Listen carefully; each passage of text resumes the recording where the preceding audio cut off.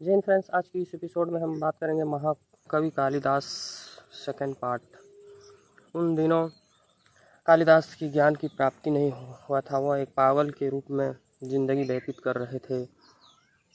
वहाँ का जो एक राजा था, बहुत बड़ा राजा, तो उन्होंने अपनी वीर पुत्री, बुद्धिमान पुत्री की शादी करने के लिए एक ऐसे ही पागल की आवश्यकता थी। उनको उस पागल आदमी से शादी कर रहे थे ताकि उनकी जो बुद्धिमान पुत्री थी उनकी शादी उसी से कर दिया जाए।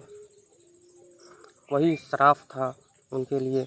तो उन्होंने राजा ने अपने जो सिपाही थे उन लोगों से खोजने के लिए शहर गांवों में भेज दिए।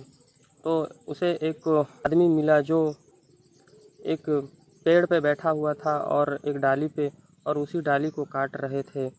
तो जो स्टाफ थे, जो राजा के सैनिक थे, वे समझ गए थे कि इससे बड़ा पागल दुनिया में कोई नहीं हो सकता है, और उसने उसे पकड़कर राजा के पास ले आए और कहा, जी राजा साहब, ये दुनिया के सबसे मूर्ख आदमी हैं, क्योंकि ये उसी पेड़ के डाली में बैठकर उस पेड़ के डाली को काट रहे थे।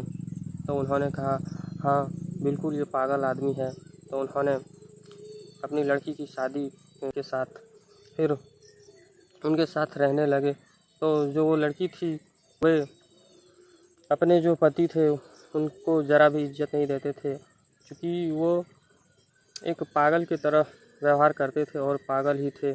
तो इस कारण से वो इतनी चालाक लड़की राजकुमारी उस पागल आदमी के साथ कैसे रह सकते थे।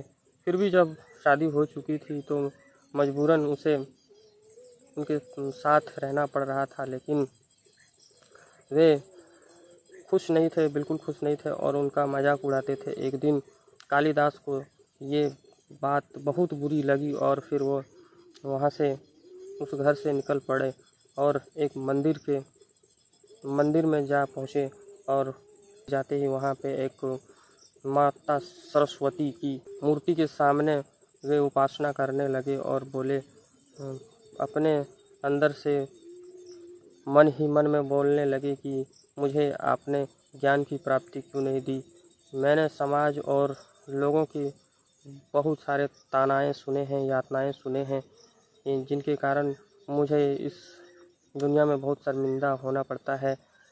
तो फिर माँ सरस्वती वहाँ पे प्रकट हुए और उनको ज्ञान की प्राप्ति हुई। उन्होंने ज्ञान दी और फिर वे महाकवि कालिदास के रूप में उभर के सामने आए दुनिया के अंदर। फिर वे जब वापस आए मंदिर से, तो फिर जितने भी लोग थे सब ने उनकी सराहना करने लगे, और जब वो कविता लिखने लगे तो पूरी दुनिया चौंक रह गई। पूरे जो शहर थे, वे इस पागल आदमी ने इतना अच्छा लिखना कैसे शुरू कर दिया। तो यह उसे एक वरदान के रूप में ज्ञान की प्राप्ति हुई और वे महाकवि बन के उभरे। और फिर उन्हें उस राजा की बेटी से उसे छोड़कर वे लेखन का काम करने लगे और बहुत बड़ा लेखक बन गए कालिदास।